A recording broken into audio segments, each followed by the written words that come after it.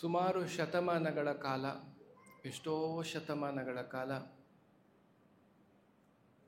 ಬ್ರಿಟಿಷರು ಭಾರತವನ್ನು ಆಕ್ರಮಿಸಿಕೊಂಡು ತಮ್ಮ ಅಧೀನದಲ್ಲಿ ಇಟ್ಕೊಂಡಿದ್ರು. ನಮಗೆಲ್ಲ ಗೊತ್ತಿದ್ದ ಹಾಗೆ ನೂರಾರು ವರ್ಷ ಅಂದರೆ ಎಷ್ಟೋ ತಲೆಮಾರಿನ ಜನ ಬ್ರಿಟಿಷರು ಕಾಲದಿಂದ ಬ್ರಿಟಿಷರ ಅಧೀನದಲ್ಲಿ ಅವರ ದಬ್ಬಾಳಿಕೆಗೆ ಒಳಗಾಗಿ ತಮ್ಮ ಜೀವನವನ್ನು ಮುಗಿಸಿದ್ದಾರೆ. ಅವರು ಹುಟ್ಟುವಾಗಲೂ ಬ್ರಿಟಿಷರನ್ನು ರಾಜರ ಥರ ನೋಡಿದ್ದಾರೆ, ಸಾಯುವಾಗಲೂ ರಾಜರ ಥರ ನೋಡಿದ್ದಾರೆ. ಬ್ರಿಟಿಷರು ಸುಮಾರು 200 ವರ್ಷಗಳ ಕಾಲ ರಾಜ್ಯವನ್ನು ಆಳಿದ್ದಾರೆ, ದೇಶವನ್ನು ಆಳಿದ್ದಾರೆ. ಅಂದರೆ ಅದರ ಅರ್ಥ ಏನು? ಒಂದು ತಲೆಮಾರು ಅಂದರೆ 20ರಿಂದ 30 ವರ್ಷ, ಅದರಿಂದ ಮತ್ತೆ ಇನ್ನೊಂದು ತಲೆಮಾರು ಬರುತ್ತೆ. ಹಂಗಂದರೆ ಒಂದು 5 ಜನರೇಷನ್ಸ್, ಒಂದು 5 ತಲೆಮಾರಿನಷ್ಟು ಜನ ಬ್ರಿಟಿಷರೇ ಅವರೇ ರಾಜರು, ನಾವೆಲ್ಲ ಅವರ ಗುಲಾಮರು ಅನ್ನುವಂತಹ ಮನಸ್ಥಿತಿಯಲ್ಲಿ ಬದುಕಿದ್ರು. ನಾವು ಸ್ವಾತಂತ್ರ್ಯ ಸಿಕ್ಕಿದ ಮೇಲೆ ಹುಟ್ಟಿದ್ರಿಂದ ನಮಗಿದರ ಒಂದು ಅಂದಾಜಾಗ್ತಾ ಇಲ್ಲ. ಆದರೆ ಆಗಿನ ಕಾಲದಲ್ಲಿ ಹುಟ್ಟಿ ಅವರ ದಬ್ಬಾಳಿಕೆಗೆ ಒಳಗಾದಂಥವರ ಮನಸ್ಥಿತಿ ಹೇಗಿತ್ತು ಅನ್ನೋದಂತ ನಾವು ಒಂದೊಂದು ಸರಿ ಅವಲೋಕನೆ ಮಾಡಿಕೊಳ್ಬೇಕು. ಅದರಿಂದ ನಾವು ಕಲಿಯೋದಿದೆ. ನಮ್ಮ ದೇಶದಲ್ಲಿದ್ದ ಎಲ್ಲ ಸಂಪತ್ತನ್ನು ಅವರು ತಗೊಂಡೋದ್ರು. ಎಷ್ಟೋ ಸಂಪತ್ತು, ಚಿನ್ನ, ವಜ್ರ, ವೈಡೂರ್ಯಗಳು, ಧಾನ್ಯಗಳು, ಎಲ್ಲ ಸಂಪತ್ತನ್ನು ಬ್ರಿಟಿಷರು ತಮ್ಮ ದೇಶಕ್ಕೆ ತಗೊಂಡೋದ್ರು. ಹಡಗಿನಲ್ಲಿ ಸಾಗಿಸ್ತಾ ಇದ್ರಂತೆ. ಮೈಸೂರಿನಲ್ಲಿ ಇದ್ದಂತಹ ಒಂದು ಚಿನ್ನದ ಆಸ್ಥಾನದ ಕುರ್ಚಿ ಎಷ್ಟು ದೊಡ್ಡ ಇತ್ತು ಅಂದರೆ ಅದನ್ನು ಅವರು ಹಡಗಿನಲ್ಲಿ ಒಂದೇ ಸರಿ ಹೋಗ್ಲಿಕ್ಕಾಗದೆ ಅದನ್ನು 3 ತುಂಡು ಮಾಡಿ ತಗೊಂಡೋಗಿದ್ರಂತೆ. ಈಗ ನಾವೇನು ನೋಡ್ತೇವೆ, ಒಂದು 10 ವರ್ಷಗಳ ಕೆಳಗೆ ಒಂದು ನ್ಯೂಸ್ ಬಂದಿತ್ತು. ಕೇರಳದ ತಿರುವನಂತಪುರಂನಲ್ಲಿ ಅನಂತ ಪದ್ಮನಾಭ ಸ್ವಾಮಿ ದೇವಸ್ಥಾನದಲ್ಲಿ ಹಳೆಯ ಆಭರಣಗಳ ಖಜಾನೆಯನ್ನು ಓಪನ್ ತೆರೆದಾಗ ಅವರಿಗೆ ಅದರಲ್ಲಿ ಎಷ್ಟೋ ಲಕ್ಷಾಂತರ ಕೋಟಿಯ ವಜ್ರ ವೈಡೂರ್ಯಗಳು ಸಿಕ್ಕಿತ್ತು. ಈ ಥರ ನಮ್ಮ ದೇಶದಲ್ಲಿ ಅತ್ಯಂತ ಶ್ರೀಮಂತವಾದಂತಹ ದೇಶ ಆಗಿತ್ತು ಅನ್ನೋದಕ್ಕೆ ಇತಿಹಾಸದ ಪುರಾವೆಗಳಿವೆ. ಇದು ಬರೀ ಥಿಯರಿ ಅಲ್ಲ, ಇತಿಹಾಸದಲ್ಲಿ ಹೇಳಿದ ಹಾಗೆ ಅಷ್ಟು ಆಗರ್ಭ ಶ್ರೀಮಂತವಾದಂತಹ ದೇಶ ನಮ್ಮದಾಗಿತ್ತು. ಆದರೆ ಬ್ರಿಟಿಷರು ಬಂದು ನಮ್ಮ ದೇಶವನ್ನು ಆಕ್ರಮಿಸಿ, ಅದಕ್ಕಿಂತ ಮುಂಚೆ ಮೊಘಲರು, ತುರ್ಕರು, ಹೀಗೆ ಬೇರೆ ಬೇರೆ ಟರ್ಕಿಯಿಂದ ಹೀಗೆ ಬಂದು ಆಕ್ರಮಣ ಮಾಡಿ ದೋಚಿಕೊಂಡು ಹೋಗಿದ್ದಾರೆ. ಆದರೆ ಬ್ರಿಟಿಷರು ತುಂಬ ಸಿಸ್ಟಮ್ಯಾಟಿಕ್ ಆಗಿ ತಗೊಂಡು ಹೋಗಿದ್ದಾರೆ. ಎಲ್ಲ ಕಡೆ ರೈಲ್ವೇಸ್ ಮಾಡಿದರು. ಯಾಕೆ ಮಾಡಿದರು? ಅವರಿಗೆ ಸಂಪತ್ತನ್ನು ಸಾಗಿಸಲಿಕ್ಕೆ. ಹೀಗೆ ಬಹಳಷ್ಟು ದಬ್ಬಾಳಿಕೆಯ ಕಾಲದಲ್ಲಿ ಹುಟ್ಟಿದಂತಹ ಆ ಏನು ಜನ ಇದ್ದಾರೆ, ಅವರಿಗೆ ತಮ್ಮ ಜೀವನದಲ್ಲಿ ಬ್ರಿಟಿಷರು ಅಂದರೆ ಯಾರು ಅಂತ ಮನಸ್ಸಲ್ಲಿರುತ್ತೆ. ಅಂದರೆ ಬ್ರಿಟಿಷರು ಅಂದರೆ ರಾಜರು, ಅದನ್ನು ನಾವು ಏನು ಮಾಡಲಿಕ್ಕೆ ಆಗೋದಿಲ್ಲ. ಈಗ ಹೇಗೆ ನಾವು ಹೇಳ್ತೀವಿ ರಾಜಕೀಯ ಅಂದರೆ ಅದರಲ್ಲಿ ತುಂಬ ಕರಪ್ಷನ್, ನಾವೇನು ಮಾಡಲಿ, ನಾವು ಸಾಮಾನ್ಯ ಜನ ನಾವೇನು ಮಾಡಲಿಕ್ಕಾಗುತ್ತೆ, ನಾವು ಆ ಥರ ಅಂದ್ಕೊಳ್ತೀವಿ ಅಲ್ವಾ. ಅಮೇರಿಕಾ ತುಂಬ ಶಕ್ತಿಶಾಲಿ ಪ್ರಬಲವಾದಂತಹ ರಾಷ್ಟ್ರ, ಅರೆ ನಾವೇನು ಮಾಡಲಿಕ್ಕಾಗುತ್ತೆ, ನಾವು ಚಿಕ್ಕವರು. ಬಾಂಗ್ಲಾದೇಶದಲ್ಲಿ ಹಿಂದೂಗಳ ಮೇಲೆ ದಬ್ಬಾಳಿಕೆ ಆಗ್ತಾ ಇದೆ, ನಾವೇನು ಮಾಡಲಿಕ್ಕಾಗುತ್ತೆ. ಹಾಗೆ ಬ್ರಿಟಿಷರು ಆಳ್ತಾ ಇದ್ದಂತಹ ಸಂದರ್ಭದಲ್ಲಿ ಅವರು ಆ ಒಂದು ಪರಿಸ್ಥಿತಿ ಹೇಗಿತ್ತು ಅಂದರೆ ಅವರೇ ಎಲ್ಲ, ಅವರೇ ಸ್ಕೂಲ್ಗಳಲ್ಲಿ ಸಿಲೆಬಸ್ಸನ್ನು ಸೆಟ್ ಮಾಡೋದು. ಅವರು ಒಳ್ಳೆಯವರು ಅಂತ ಬರೆಸ್ಕೊಳ್ತಾರೆ ಸಿಲೆಬಸ್ಸಲ್ಲಿ, ನಾವು ಒಳ್ಳೆ ಕೆಲಸ ಮಾಡಿದೆ, ಯಾಕಂದ್ರೆ ಅವರೇ ಸೆಟ್ ಮಾಡೋದು ಸಿಲೆಬಸ್. ಯಾರು ಜಾಸ್ತಿ ಐಶ್ವರ್ಯವನ್ನು ಶೇಖರಣೆ ಮಾಡುವಾಗಿಲ್ಲ, ಬಂದು ತಗೊಂಡೋಗ್ತಾ ಇದ್ರು. ಐಶ್ವರ್ಯ ಮಾತ್ರ ಅಲ್ಲ, ಧಾನ್ಯಗಳನ್ನು ಶೇಖರಣೆ ಮಾಡುವಾಗಿಲ್ಲ. ಹಳೇ ಕಾಲದ ಗುತ್ತು ಮನೆಗಳಿಗೆ ಹೋದರೆ ಅಲ್ಲಿ ಭೂಮಿ ಒಳಗಡೆ ಒಂದು ಸುರಂಗ ಥರ ಮಾಡಿ ಅಲ್ಲಿ ಗೊತ್ತಾಗದಾಗೆ ಶೇಖರಣೆ ಮಾಡ್ತಾ ಇದ್ರು. ಯಾಕಂದ್ರೆ ಗೊತ್ತಾದರೆ ಬ್ರಿಟಿಷರು ತಗೊಂಡೋಗ್ಬಿಡ್ತಾರೆ. ಸೊ ಯಾವ ಒಂದು ಗುಲಾಮಿ ಮನಸ್ಥಿತಿಯಲ್ಲಿ, ದ ಸ್ಲೇವಿಶ್ ಮೆಂಟ್ಯಾಲಿಟಿ, ಆ ಗುಲಾಮಿ ಮನಸ್ಥಿತಿಯಲ್ಲಿ ಬ್ರಿಟಿಷರ ಅಧೀನದಲ್ಲಿ ಭಾರತೀಯರು ಬದುಕ್ತಾ ಇದ್ರು. ಒಬ್ಬಿಬ್ರಲ್ಲ, ಎಷ್ಟೋ ತಲೆಮಾರುಗಳ ಕಾಲ ಆ ಥರ ಬದುಕಿದ್ದಾರೆ. 200-250 ವರ್ಷ ಅಂದರೆ ಕಡಿಮೆ ಅಲ್ಲ. ಆಗ ಯಾರೂ ಕೂಡ ಅವರಿಗೆ ಸ್ವಾತಂತ್ರ್ಯ ಅನ್ನೋದು ಏನು ಅಂತ ಮರೆತು ಹೋಗಿಬಿಟ್ಟಿತ್ತು. ಅಷ್ಟು ತಲೆಮಾರುಗಳ ಕಾಲ ಜೀವನ ಮಾಡಿದಾಗ ಆ ಒಂದು ಮರ್ತೋಗ್ಬಿಡುತ್ತೆ. ಅದೊಂಥರ ಮೈಂಡ್ ಸೆಟ್ ಆಗ್ಬಿಡುತ್ತೆ, ಹೀಗೆ ನಮ್ಮ ಜೀವನ ಅಂತ.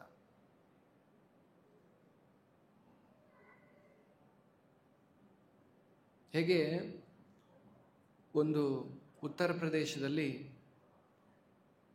ಒಬ್ಬನನ್ನ 30 ವರ್ಷಗಳ ಕಾಲ ಜೈಲು ವಾಸ ಕೊಟ್ಟಿದ್ರಂತೆ. 20-22 ವರ್ಷ ಇರುವಾಗ ಅವನನ್ನು ಜೈಲಿಗೆ ಹಾಕಿದ್ದಾರೆ. 52 ವರ್ಷ ಆದಾಗ ಅವನನ್ನು ಬಿಟ್ಟಿದ್ದಾರೆ ಜೈಲಿನಿಂದ. ಅಂದರೆ ತನ್ನ ಯೌವನದ 30 ವರ್ಷಗಳ ಕಾಲ ಆತ ಸೆರೆವಾಸವನ್ನೇ ಅನುಭವಿಸಿದ್ದಾನೆ, ಜೈಲಲ್ಲೇ ಇದ್ದಾನೆ. ಅವನಿಗೆ ಒಂದು ದಿವಸ, ನಿನಗೆ ಒಳ್ಳೆಯ ಸುದ್ದಿ ಇದೆ ನೋಡು, ನೀನು ನನ್ನ ಜೈಲಿಂದ ಬಿಡ್ತಾ ಇದ್ದೀವಿ ಅಂದರೆ, ಬಿಡಬೇಡಿ ನನ್ನ ಜೈಲಿಂದ ಅಂತ ಅವರು ಕಾಲು ಬಿದ್ದುಬಿಟ್ಟಂತೆ. ಜೈಲಿನ ವಾಸದ ಆ ಒಂದು ತನ್ನ ಜೀವನವನ್ನು ಅದನ್ನಾಗಿ ಮಾಡಿಕೊಂಡವರಿಗೆ ಜೈಲಿಂದ ಬಿಟ್ಟರೆ ವಾಪಸ್ ಜೈಲಿಗೆ ಬಂದುಬಿಡ್ತಾರೆ. ಯಾಕೆಂದರೆ ಅವನ ನೆಂಟರು, ಇಷ್ಟರು, ಬಂಧು ಬಳಗ ಯಾರೂ ಇಲ್ಲ, ಎಲ್ಲ ಹೋಗಿ ಅವರವರ ಇದರಲ್ಲಿ, ತಂದೆ ತಾಯಿ ಇಲ್ಲ. ಸೊ ಎಲ್ಲಿಗೆ ಹೋಗೋಣ ಜೈಲಿಂದ ಬಿಟ್ಟರೆ? ಜೈಲಿನಲ್ಲಿ ಆಲ್ರೆಡಿ ಅವನಿಗೆ 30 ವರ್ಷ ಸೆಟ್ ಆಗಿದ್ದಾರೆ.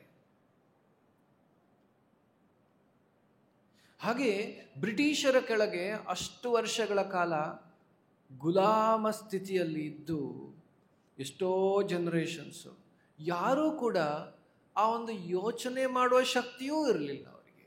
ನಾವು ಈ ಗುಲಾಮಗಿರಿಯಿಂದ ಹೊರಗೆ ಬರಬೇಕು ಅನ್ನೋ ಒಂದು ಯೋಚನೆ ಮಾಡುವ ಶಕ್ತಿಯೂ ಇರಲಿಲ್ಲ ಎಷ್ಟೊಂದು ಜನಕ್ಕೆ. ಅಂತಹ ಸಂದರ್ಭದಲ್ಲಿ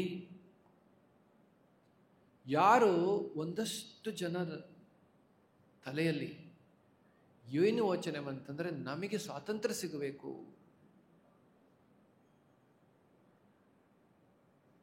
ಅದಕ್ಕೆ ಅವಾಗ they are called revolutionaries. Revolution ಆಗಿ ಯೋಚನೆ ಮಾಡ್ತಾರೆ.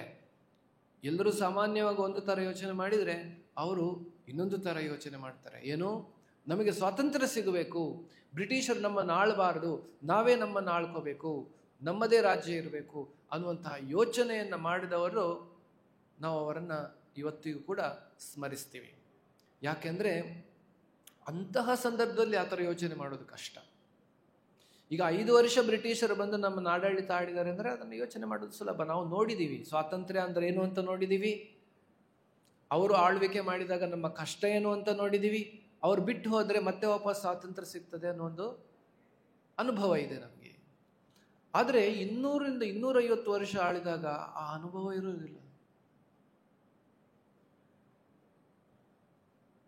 ಹಾಗೆ ಯಾರು ಆ ಥರ ಯೋಚನೆ ಮಾಡ್ತಾರೋ ಅವರನ್ನ ಬ್ರಿಟಿಷರು ಮಟ್ಟ ಹಾಕಿಬಿಟ್ರು, ನೇಣಿಗೆ ಏರಿಸಿಬಿಟ್ರು, ಭಯದ ವಾತಾವರಣ ಸೃಷ್ಟಿ ಮಾಡಿದ್ರು. ಒಂದಷ್ಟು ಜನ ಬ್ರಿಟಿಷರ ಜೊತೆಗೆ ನಾವು ನಿಮ್ಮ ಜೊತೆ ಸೇರ್ಕೋತೀವಿ ಅಂತ ಅಧಿಕಾರಿಗಳು ಅವರಂತ ಯಾರು ಬ್ರಿಟಿಷರ ಓಲೈಕೆ ಮಾಡ್ತಾರೆ ಅವರಿಗೆ ಪ್ರಮೋಷನ್ ಸಿಕ್ತು. ಅವರನ್ನು ದೊಡ್ಡ ಆಫೀಸರ್ ಮಾಡೋದು, ಗೌರ್ಮೆಂಟಲ್ಲಿ ಒಳ್ಳೆಯ ಹುದ್ದೆಯನ್ನು ಕೊಡೋದು. ಇಡೀ ಭಾರತದಲ್ಲಿ ಇದ್ದದ್ದು ಬರೀ 20,000 ಬ್ರಿಟಿಷರ್ಸ್. ಅವರು ಕೋಟ್ಯಾಂತರ ಜನರನ್ನು ಹೇಗೆ ಆಡಳಿತ ಮಾಡ್ತಿದ್ರು ಅಂದರೆ ಭಾರತೀಯರೇ ಸಹಾಯ ಮಾಡ್ತಿದ್ರು ಅವರಿಗೆ. ಸೊ ಒಂದಷ್ಟು ಜನ ಭಾರತೀಯರೇ ಬ್ರಿಟಿಷರಿಗೆ ಸಹಾಯವನ್ನು ಮಾಡ್ತಾ ಇದ್ರು. ಅವರು ಬ್ರಿಟಿಷರನ್ನ ಓಲೈಕೆ ಯಾಕೆ ಮಾಡ್ತಿದ್ರು ಅಂದರೆ ಸ್ವಾರ್ಥ ದೃಷ್ಟಿಯಿಂದ. ಅವರಷ್ಟು ಸ್ವಾರ್ಥಿಗಳಾಗಿ ಭಾರತಕ್ಕೆ ಸ್ವಾತಂತ್ರ್ಯ ತರೋರನ್ನೇ ಗಲ್ಲಿಗೇರಿಸಲಿಕ್ಕೆ, ನೇಣು ಹಾಕಿಸ್ಲಿಕ್ಕೆ ಅವರೇ ಕಾರಣರಾಗ್ತಿದ್ರು. ಅವರೇ ಬಂದು ವಿಷಯವನ್ನು ಹೇಳ್ತಾ ಇದ್ರು ಬ್ರಿಟಿಷರಿಗೆ, ನೋಡಿ ಅವರು ಸ್ವಾತಂತ್ರ್ಯ ಕೇಳ್ತಾ ಇದ್ದಾರೆ, ಹೀಗೆ ಬಿಡಬಾರ್ದು ಅವರನ್ನ. ನೋಡಿ ಎಂಥ ವಿಪರ್ಯಾಸ. ಈ ಥರ ಯೋಚನೆ ಮಾಡುವ ಶಕ್ತಿ ಎಲ್ರಿಗೂ ಇರೋದಿಲ್ಲ. 200-250 ವರ್ಷ ಆಡಳಿತ ಆದರೆ ಆ ಥರ ಯೋಚನೆ ಮಾಡುವ ಶಕ್ತಿ ಯಾರಿಗೂ ಇರೋದಿಲ್ಲ. ಯೋಚನೆ ಮಾಡಿದವರನ್ನ ಮಟ್ಟ ಹಾಕಲಿಕ್ಕೆ ಒಂದಷ್ಟು ಜನ ಬ್ರಿಟಿಷರನ್ನು ಓಲೈಕೆ ಮಾಡ್ತಾ ಇದ್ರು. ಇದು ಈ ಒಂದು ಏನು ಪರಿಸ್ಥಿತಿ ಆ ಸ್ವಾತಂತ್ರ್ಯ ಸಂಗ್ರಾಮದ ಸಮಯದಲ್ಲಿ ಆದಂತಹ ಪರಿಸ್ಥಿತಿ, ಭಾರತೀಯರ ಪರಿಸ್ಥಿತಿಗೂ ಈ ಲೌಕಿಕ ಜಗತ್ತಿಗೂ ಒಂದು ತುಲನೆ ಇದೆ. ನಾವೆಲ್ಲರೂ ಈ ಲೌಕಿಕ ಜಗತ್ತಿನಲ್ಲಿ ಏನು ಬದುಕ್ತಾ ಇದ್ದೀವಿ, ಭಗವದ್ಗೀತೆಯಲ್ಲಿ ಕೃಷ್ಣ ಜನ್ಮ ಮೃತ್ಯು ಜರಾ ವ್ಯಾಧಿ ಅಂತಕ್ಕಂತಹ ಕಷ್ಟಗಳನ್ನು ಹೇಳಿದ್ದಾನೆ. ನಾವೆಲ್ಲರೂ ಒಂದು ದೃಷ್ಟಿಯಿಂದ ನೋಡಿದರೆ ಲೌಕಿಕ ಜಗತ್ತು ಎನ್ನುವ ಜಾಗದಲ್ಲಿ ಎನ್ನುವಂತಹ ಸೆರೆಮನೆಯಲ್ಲಿ ಇದ್ದೀವಿ ನಾವು.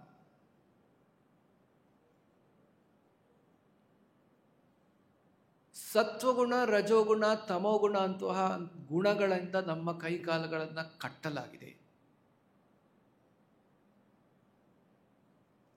ನಾವು ಅದನ್ನೇ ನೋಡ್ಕೊಂಡು ಬೆಳೆದಿದ್ದೀವಿ. ನಮ್ಮ ತಂದೆ ತಾಯಿ ತಾತಂದ್ರು ಎಷ್ಟೋ ಹೇಗೆ ಬ್ರಿಟಿಷರ ಜನರೇಷನ್ಸ್ ಬ್ರಿಟಿಷರ ಕೆಳಗನೆ ಬ್ರಿಟಿಷರು ಕೊಟ್ಟಂತಹ ಶಿಕ್ಷಣವನ್ನು ಕಲಿತಾ ಇದು ಹೀಗೆ ಇರೋದು. ಬ್ರಿಟಿಷರು ನಮ್ಮ ರಾಜರು, ನಾವು ಅವರ ಕೆಳಗಡೆ ಕೆಲಸ ಮಾಡಬೇಕು ಅಂತ ಯಾವ ಥರ ಮನಸ್ಥಿತಿಯನ್ನು ಬೆಳೆಸ್ಕೊಂಡಿದ್ರು, ಅದೇ ತರಹ ಲೌಕಿಕ ಜಗತ್ತಿನಲ್ಲಿ ನಾವೆಲ್ಲ ಲೌಕಿಕರನ್ನೇ ನೋಡಿದಾಗ ಇದೇ ಜೀವನ. ಜೀವನ ಅಂದರೆ ಕಷ್ಟ ಇರ್ತದೆ, ಸುಖ ಇರ್ತದೆ, ಈ ಥರ ಇರ್ತದೆ, ಆ ಥರ ಇರ್ತದೆ. ಈಗ ಹೇಗೆ ನೋಡಿ, ಒಂದಷ್ಟು ವರ್ಷಗಳ ಕೆಳಗಡೆ ಇಷ್ಟೊಂದು ಒಬ್ಬರಿಗೆ ವಯಸ್ಸಾದಾಗ ಡಯಾಬಿಟಿಸ್ ಬರೋದು, ಬ್ಲಡ್ ಪ್ರೆಷರ್ ಬರೋದು ಎಲ್ಲ ಇಷ್ಟು ಸಾಮಾನ್ಯ ಇರಲಿಲ್ಲ. ಈಗ ಅದು ಸಾಮಾನ್ಯ ಆಗಿದೆ. ಈಗ ಯಾರಾದ್ರಿಗೆ 60-70 ವರ್ಷ ಆದವರಿಗೆ BP ಶುಗರ್ ಇಲ್ವಾ? ಅದು ಆಶ್ಚರ್ಯ. ಇಲ್ಲ ಅಂದರೆ ಆಶ್ಚರ್ಯ. ಇದೆ ಅಂದರೆ ಕಾಮನ್ ಅಂತ. ಅದು ಆಗ್ತಾ ಹೇಗೆ ನೋಡಿ ನಮ್ಮ ಮನಸ್ಥಿತಿ ಇದು ಚೇಂಜ್ ಆಗ್ತದೆ. ಅದು ಕಾಮನ್ ಅಂತ ಆಗುತ್ತೆ.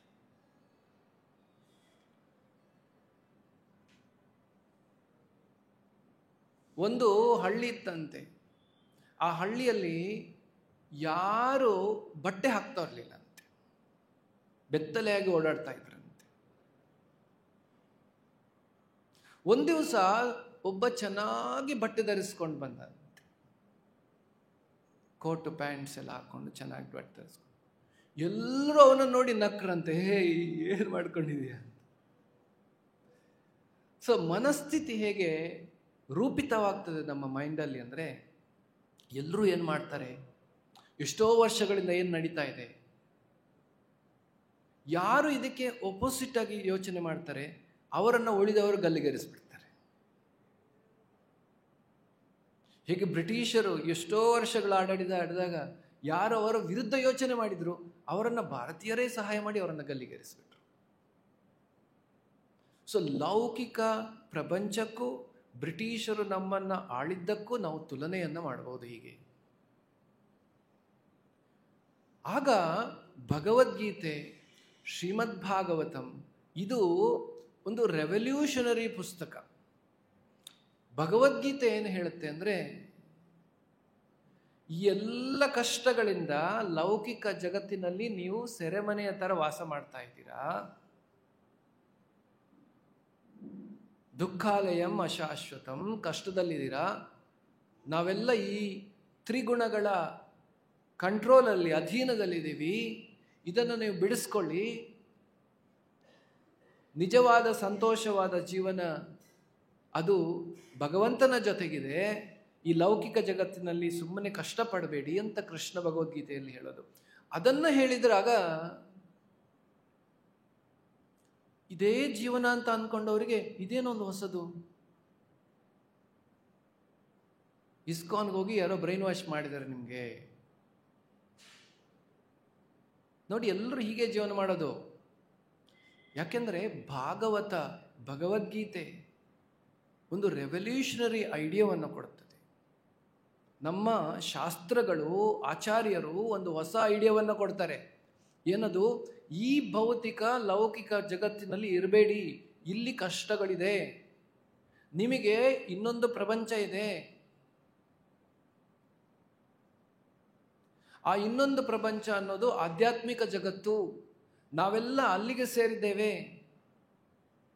ಅನ್ನುವಂತಹ ಆ ಏನು ಇನ್ಫಾರ್ಮೇಷನ್ ಇದೆ ಅದನ್ನು ಶಾಸ್ತ್ರಗಳು ನಮಗೆ ಕೊಡ್ತವೆ. ಆದ್ದರಿಂದ ಶಾಸ್ತ್ರ ಮತ್ತು ಆಚಾರ್ಯರನ್ನು ನಾವು ಓದಿದಾಗ ಹೊಸ ಐಡಿಯಾ ಬರ್ತದೆ ನಮಗೆ. ಜೀವನ ಅಂದರೆ ಏನು, ಜೀವನದ ಉದ್ದೇಶ ಏನು, ನಾನು ಜೀವನದಲ್ಲಿ ಏನು ಮಾಡಬೇಕು ಅನ್ನುವಂತಹ ಯೋಚನೆಗಳು ಬರ್ತದೆ. ಅದಕ್ಕೆ ಶಾಸ್ತ್ರದಲ್ಲಿ ಹೇಳೋದು, ನಾವು ಪ್ರಶ್ನೆ ಮಾಡಬೇಕು ಅಂತ. ಯಾಕೆ ಅನ್ನುವಂತಹ ಪ್ರಶ್ನೆ ಮಾಡಬೇಕು. ಕೇನ ಉಪನಿಷತ್ ಅಂತ. ಯಾಕೆ ನಾನು ಯಾಕೆ ಕಷ್ಟಪಡ್ತಾ ಇದ್ದೀನಿ? ಬ್ರಿಟಿಷರ ಕಾಲದಲ್ಲಿ ನಾವು ಯಾಕೆ ಬ್ರಿಟಿಷರ ಕೆಳಗಡೆ ಇರಬೇಕು? ನಮ್ಮ ದೇಶದಲ್ಲಿ ನಾವು ಬ್ರಿಟಿಷರ ಕೆಳಗೆ ಯಾಕೆ ಇರಬೇಕು? ಆ ಯಾಕೆ ಅಂತ ಯಾರು ಪ್ರಶ್ನೆ ಮಾಡ್ತಾರೆ ಅವರಿಗೆ ಸೊಲ್ಯೂಷನ್ ಬರ್ತದೆ, ಅದಕ್ಕೊಂದು ಪರಿಹಾರ ಬರ್ತದೆ. ಆ ಯಾಕೆ ಅಂತ ಪ್ರಶ್ನೆ ಮಾಡುವವರಿಗೆ ಅಧ್ಯಾತ್ಮದಲ್ಲಿ ಅವರು ಮುಂದೆ ಹೋಗ್ತಾರೆ. ಯಾಕೆ ನಾನು ಕಷ್ಟಪಡ್ತಿದ್ದೀನಿ? ನಾನು ಯಾಕೆ ಈ ಎಲ್ಲ ಕಷ್ಟಗಳಿಗೆ ಒಳಗಾಗಬೇಕು? ನಾನು ಯಾಕೆ ಹುಟ್ಟು ಸಾವುಗಳ ಜೊತೆ ಹೋಗಬೇಕು? ನನಗೆ ಯಾಕೆ ಮುಪ್ಪು ಬರಬೇಕು? ನನಗೆ ಯಾಕೆ ವಯಸ್ಸಾಗಬೇಕು? ಯಾಕೆ ಯಾಕೆ ಅಂತ ಪ್ರಶ್ನೆ ಮಾಡಿದಾಗ ಅದಕ್ಕೆ ಪರಿಹಾರ ಏನು ಅಂತ ಶಾಸ್ತ್ರಗಳನ್ನ ಕೊಡುತ್ತವೆ. ಇದು ಒಂದು ಕಡೆ ಆದರೆ, ಈ ಶಾಸ್ತ್ರಗಳು ನಮ್ಮನ್ನ ಆಧ್ಯಾತ್ಮದಲ್ಲಿ ಮುಂದೆ ಹೋಗಲಿಕ್ಕೆ ಉತ್ತೇಜನವನ್ನು ಕೊಟ್ಟು, ಈ ಲೌಕಿಕ ಜಗತ್ತು ಅನ್ನುವ ಸೆರೆಮನೆಯಲ್ಲಿ ಬ್ರಿಟಿಷರ ಅಧೀನದಲ್ಲಿ ಹೇಗಿದ್ರೋ ಹಾಗೆ ಇರಬೇಡಿ ಅಂತ ಯಾರು ಸ್ವಾತಂತ್ರ್ಯ ಹೋರಾಟಗಾರರು ಹೇಳಿದರೋ, ಹಾಗೆ ಇವತ್ತೇನು ಶಾಸ್ತ್ರಗಳು, ಆಚಾರ್ಯರು ಇದನ್ನು ಹೇಳ್ತಾ ಇದ್ರೆ, ಅಲ್ಲಿ ಇನ್ನೊಂದು ಪಾರ್ಟಿ ಇದ್ದಾರೆ, ಅವರು ಬ್ರಿಟಿಷರಿಗೆ ಸಹಾಯ ಮಾಡ್ತಕ್ಕಂಥವ್ರು. ಸೊ ಧಾರ್ಮಿಕವಾಗಿಯೂ ಕೂಡ ಒಂದಷ್ಟು ಜನ ಇಲ್ಲ ದೇವರ ಹತ್ರ ಹೋಗಿ ನಮಗೆ ಲೌಕಿಕ ಆಸೆಗಳನ್ನು ನಾವು ಪೂರೈಸಿಕೊಳ್ಬೇಕು. ದೇವರ ಹತ್ರ ಹೋಗೋದು ಯಾಕೆ ಅಂದರೆ ನಮಗೆ ಧನ ಸಂಪತ್ತು ಜಾಸ್ತಿ ಆಗಬೇಕು, ನಮ್ಮ ಜೀವನದಲ್ಲಿ ನಾವು ಜಾಸ್ತಿ ಪವರ್ಫುಲ್ ಆಗಬೇಕು. ಹೀಗೆ ಲೌಕಿಕ ಆಸೆಗಳಿಗೆ ನಾವು ದೇವರ ಹತ್ರ ಹೋದಾಗ ಅದನ್ನು ನಾವು ಯಾರು ಬ್ರಿಟಿಷರ ಜೊತೆ ತಮ್ಮ ಸ್ವಾರ್ಥ ಸೌಕರ್ಯಕ್ಕೋಸ್ಕರ ಹೋದ್ರು, ತಮ್ಮ ಸ್ವಾರ್ಥಕ್ಕೋಸ್ಕರ ಬ್ರಿಟಿಷರೊಚ್ಚಿಗೆ ಹೋದ್ರು ಅಂಥವರಿಗೆ ನಾವು ತುಲನೆಯನ್ನು ಮಾಡ್ಬೋದು. ಸೊ ಆದ್ದರಿಂದ ಈ ಬ್ರಿಟಿಷರು ನಮ್ಮನ್ನು ಆಳಿದಂತಹ ಸಂದರ್ಭದಲ್ಲಿ ಹೇಗೆ ಆ ಒಂದು ಸನ್ನಿವೇಶ ಹೇಗಿತ್ತು ಅನ್ನೋದನ್ನು ಲೌಕಿಕ ಜಗತ್ತಿಗೂ, ಇವತ್ತಿನ ಲೌಕಿಕ ಜಗತ್ತಿನಲ್ಲಿ ನಾವೇನು ಸಾಮಾನ್ಯ ಅಂತ ಅಂದ್ಕೊಂಡಿದ್ದೀವಿ, ಕಷ್ಟಗಳೆಲ್ಲ ಸಾಮಾನ್ಯ ಅಂತ, ಅದಕ್ಕೂ ನಾವು ಅದನ್ನು ಬಹಳಷ್ಟು ಚೆನ್ನಾಗಿ ತುಲನೆಯನ್ನು ಮಾಡಿ ಇದನ್ನು ನಾವೇನೋ ಒಂದು ಪಾಠವನ್ನು ಕಲಿಬೋದು. ಇವತ್ತು ಸ್ವಾತಂತ್ರ್ಯ ದಿನಾಚರಣೆಯ ದಿವಸ ನಾವು ಸ್ವಾತಂತ್ರ್ಯದ ಬಗ್ಗೆ ಯೋಚನೆ ಮಾಡಿ ಸ್ವಾತಂತ್ರ್ಯವನ್ನು ತಂದುಕೊಟ್ಟಂತಹ ಆ ವೀರರಿಗೆ, ಶೂರರಿಗೆ, ಆ ಥರ ಯೋಚನೆ ಮಾಡಿದವರಿಗೆ ನಾವು ಹೇಗೆ ಗೌರವವನ್ನು ಸಲ್ಲಿಸುತ್ತೇವೋ, ಅದೇ ತರಹ ಲೌಕಿಕ ಜಗತ್ತಿನ ಕಷ್ಟಗಳಿಂದ ಪಾರಾಗಲಿಕ್ಕೆ, ನಮ್ಮನ್ನು ಮುಕ್ತಿಯೆಡೆಗೆ ಕರ್ಕೊಂಡು ಹೋಗಲಿಕ್ಕೆ, ನಮಗೆ ನಿಜವಾದ ಸಂತೋಷವನ್ನು ಒದಗಿಸಿಕೊಡಲಿಕ್ಕೆ ಬಂದಂತಹ ಗುರು ಋಷಿ ವರ್ಯಗಳಿಗೂ ಶಾಸ್ತ್ರಗಳಿಗೂ ಭಗವಂತನಿಗೂ ನಾವು ಸದಾ ಗೌರವದಿಂದ ಚಿರಋಣಿಯಾಗಿರಬೇಕು. ನಾವು ಅವರು ಕೊಟ್ಟಂತಹ ಸಂದೇಶವನ್ನು ಸೀರಿಯಸ್ ಆಗಿ ನಮ್ಮ ಜೀವನದಲ್ಲಿ ನಾವು ಪಾಲಿಸಬೇಕು.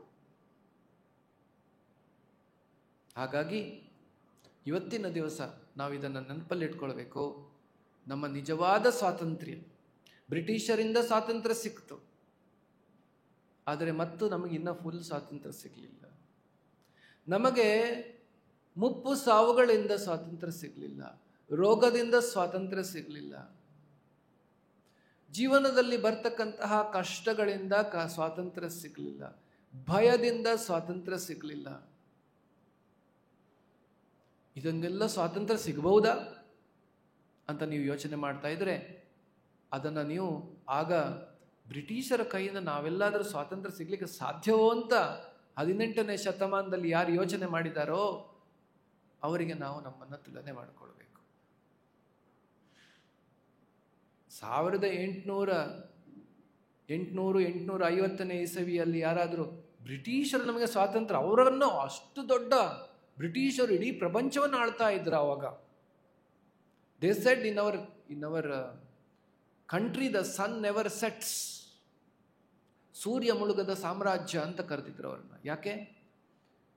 ಅವರ ಸಾಮ್ರಾಜ್ಯ ಇಡೀ ಪ್ರಪಂಚದಲ್ಲಿತ್ತು.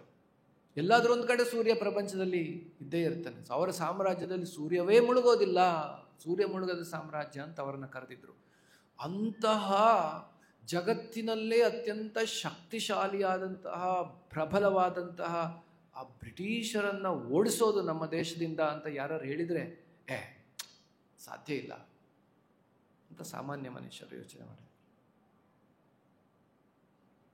ಹಾಗೆ ನಾವು ಈ ಲೌಕಿಕ ಜಗತ್ತಿನ ಮುಪ್ಪು, ಸಾವು, ಕಷ್ಟ, ಭಯ ಇದರದ್ದೆಲ್ಲ ಹೊರಗಡೆ ಹೋಗಲಿಕ್ಕೆ ದಾರಿ ಇದೆ ಅಂತ ಹೇಳಿದ್ರೆ ಅದೆಲ್ಲ ಸಾಧ್ಯ ಇಲ್ಲ.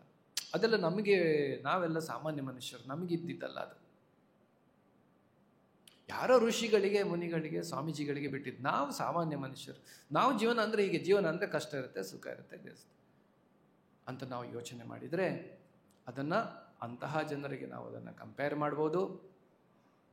ಯಾರು ಬ್ರಿಟಿಷರ ಓಲೈಕೆಯಿಂದ ತಮ್ಮ ಸ್ವಾರ್ಥಕ್ಕೋಸ್ಕರ ಹೋದರೂ, ಹಾಗೆ ಅವರಿಗೆ ಹೇಗೆ ಅಲ್ಲಿ ಬಡ್ತಿಗಳು, ಉತ್ತೀರ್ಣತೆ ಸಿಕ್ಕಿ ಒಳ್ಳೆಯ ಹುದ್ದೆಗಳಿಗೆ ಹೋದರು, ಹಾಗೆ ಯಾರು ಲೌಕಿಕ ಆಸೆಗಳಿಗೋಸ್ಕರ ದೇವತೆಗಳ ಹಿಂದೆ ಲೌಕಿಕ ಆಸೆಗಳು, ಈ ಲೌಕಿಕ ಜಗತ್ತಿನಲ್ಲೇ ಇರ್ತಾರೆ ಅವರು, ಲೌಕಿಕ ಆಸೆಗಳೋಸ್ಕರ ಹೋದರೆ ಅದು ಸಿಗ್ತದೆ. ಪುಣ್ಯ ಕಾರ್ಯವನ್ನು ಮಾಡಿ ಈ ಪ್ರಪಂಚದಲ್ಲಿ ಶಕ್ತಿಶಾಲಿಗಳಾಗಿ ಬದುಕಬಹುದು.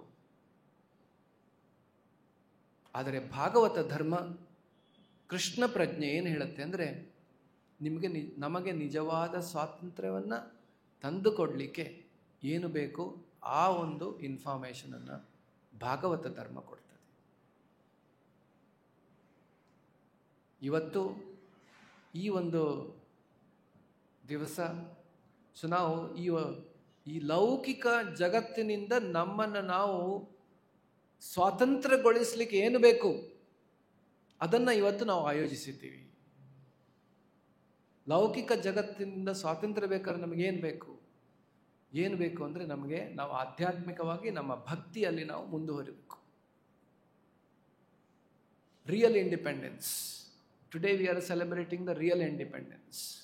How is that? We are rendering practical devotional service to Krishna. In the Srimad Bhagavatam it is said, Vasudeve Bhagavati Bhakti Yoga Niyojitaha Janayati Ashu Vairagyam Jnanam Cha Tat Ahaitukam. If you render devotional service to Krishna, practical service to Krishna, He will give you detachment to this world, Vairagyam. He will give you the knowledge, Jnana, to cross over all the miseries of life. Vasudeve Bhagavati Bhakti Yoga Niyojitaha Janayati Ashu Vairagyam Jnanam Cha Tat Ahaitukam. ಜ್ಞಾನ ಮತ್ತು ವೈರಾಗ್ಯಗಳು ನಮ್ಮ ಹೃದಯದಲ್ಲಿ ಮೂಡುತ್ತೆ. So let us celebrate today's Independence Day with the pursuance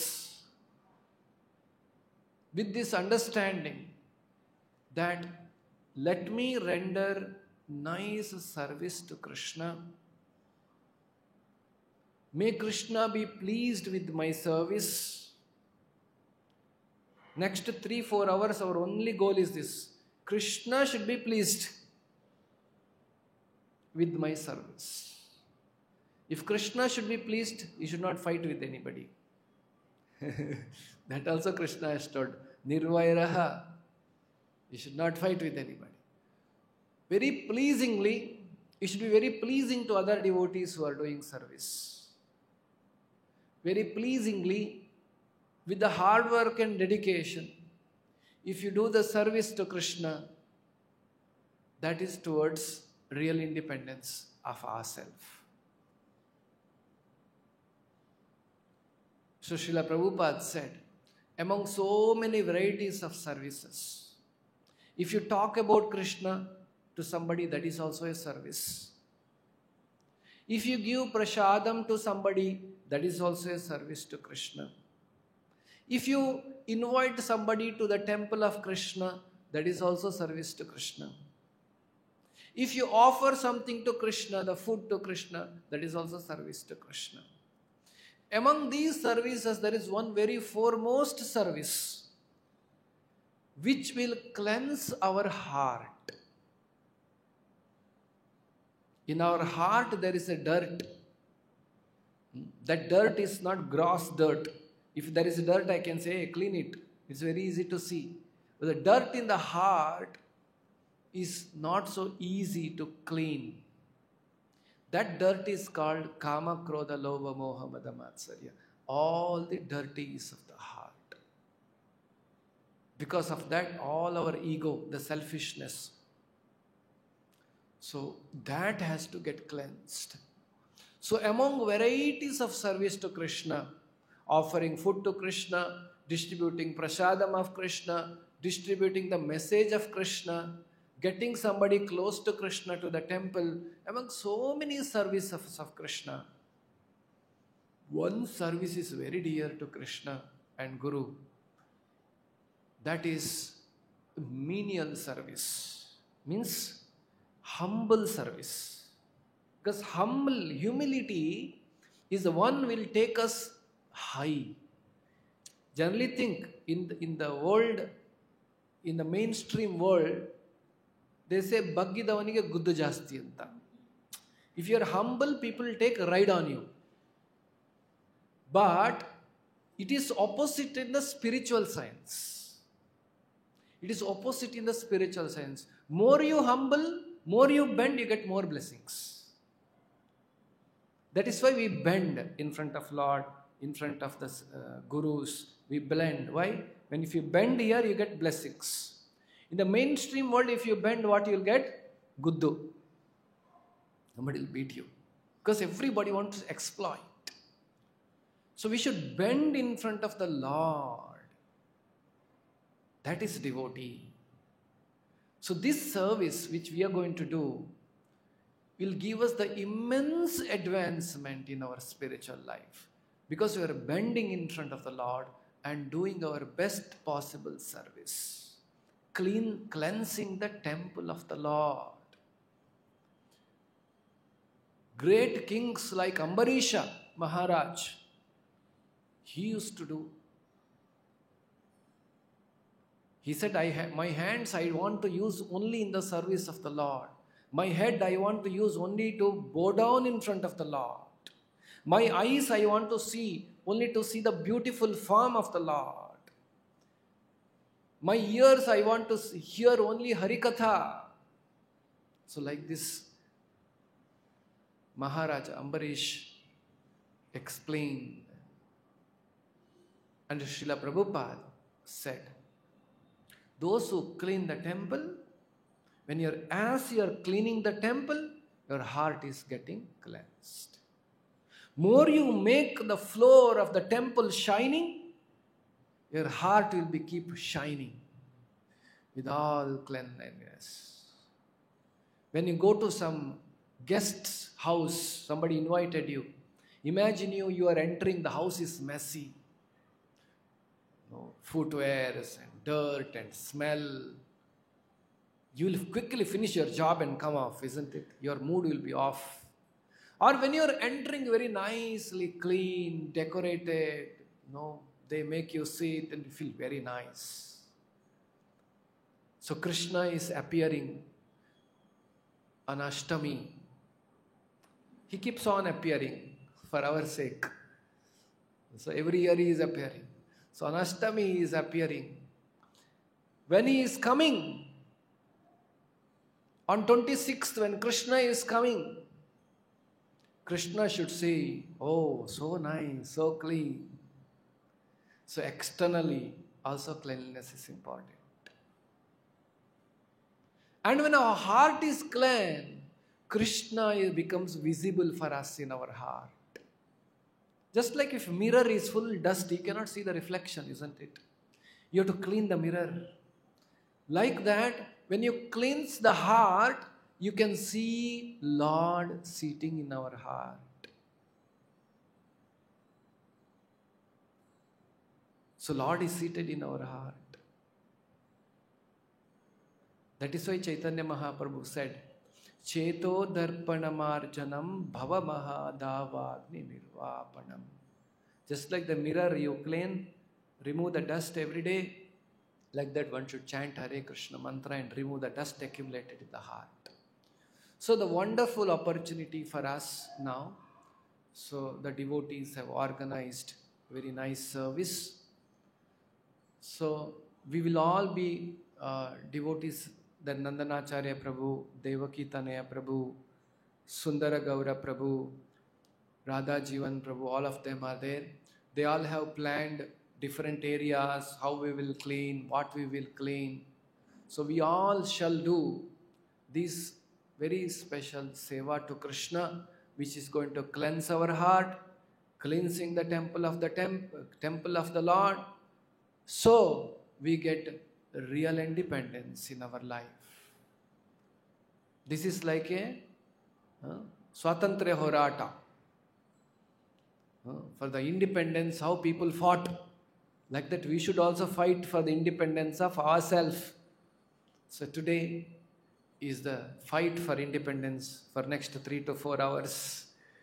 For our independence from the entanglement we have got in this material world. So with this I conclude.